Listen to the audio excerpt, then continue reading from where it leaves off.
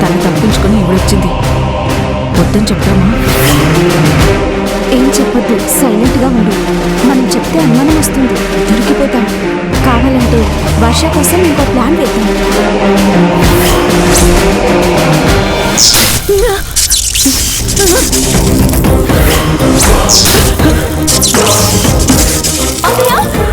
వర్ష వస్తుంది, మనం ఇక్కడ ఉంటే ప్రమాదం. పోదాం కదా.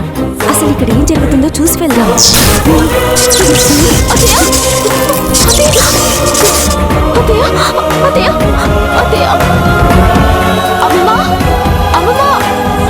ఏమైందక్క?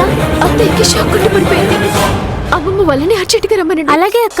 అత్తయ్య అత్తయ్య అత్తయ్య అత్తయ్య, హెల్ప్! ఎవరైనా రండి. రామరాజు! అత్తయ్య వదినా! అత్తయ్య వదినా! ఏమైంది వదినా? వదినా! అమ్మా, అమ్మకేమైంది? ఎందుకు ఇలా పడిపోయింది? షాక్ కొట్టి. ముందు లోపలికి తీసుకెళ్తాం, పదండి. లేపండి మెల్లగా.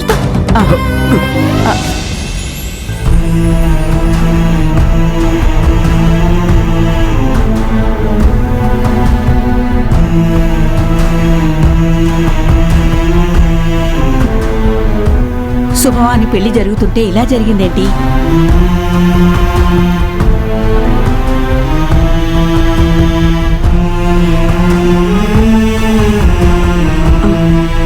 ప్రమాదం ఏమీ లేదు. అసలు పెద్దమ్మకి షాక్ ఎలా తగిలింది? నేను చేతులకి గాజులు వేసుకుందామని గదిలోకి వెళ్ళినప్పుడు ఎవరో ఇద్దరు వ్యక్తులు ఈ షాక్ గురించి మాట్లాడుకుంటున్నారు. ఇది ప్లాన్ అని చెప్పుకుంటూ ఉంటే ఆపుదామని పరిగెత్తుకుంటూ వచ్చాను, కానీ ఈలోగా ఇలా జరిగింది. కరెంట్ షాక్ కోసం ఎవరు ప్లాన్ చేశారు? ఎందుకు ప్లాన్ చేశారు? నా కోసమే ప్లాన్ చేసినట్టు చెప్పుకున్నారు.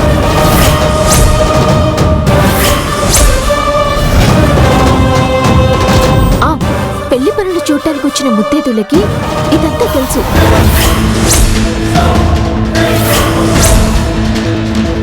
వాళ్ళని పట్టుకుంటే దీని వెనక ఎవరున్నారో తెలుస్తుంది. అంటే ఆ ఆడవాళ్ళని పట్టుకుంటే రౌడీలు ఎవరో కూడా తెలుస్తుంది. వాళ్ళంతూ చూస్తాను. అమ్మో, ఇక్కడి నుంచి వెళ్దాం పదండి.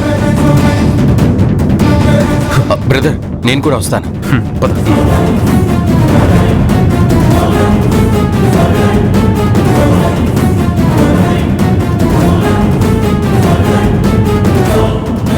ఏంటి పని అయిపోయిందా? నేను ముక్కోటమ్మ గారికి ఫోన్ చేసి ప్లాన్ సక్సెస్ అయిందని చెప్పాలా?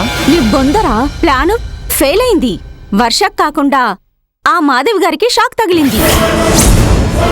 అంతా మీ వల్లే. మేమేం చేసాం? మన ప్లాన్ గురించి మీరు వాగడం వర్ష వినింది. వాళ్లకు మన గురించి తెలిసిపోయింది. రామరాజు, రాజీవ్ మన కోసం వెతుకుతున్నారు. దొరికితే చంపేస్తారు. పారిపోదాం పదండి.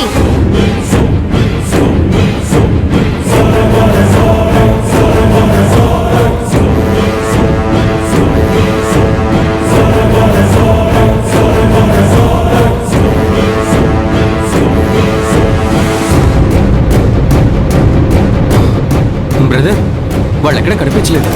తప్పించుకొని పారిపోయినట్టున్నారు. వాళ్ళని వదిలేదే లేదు.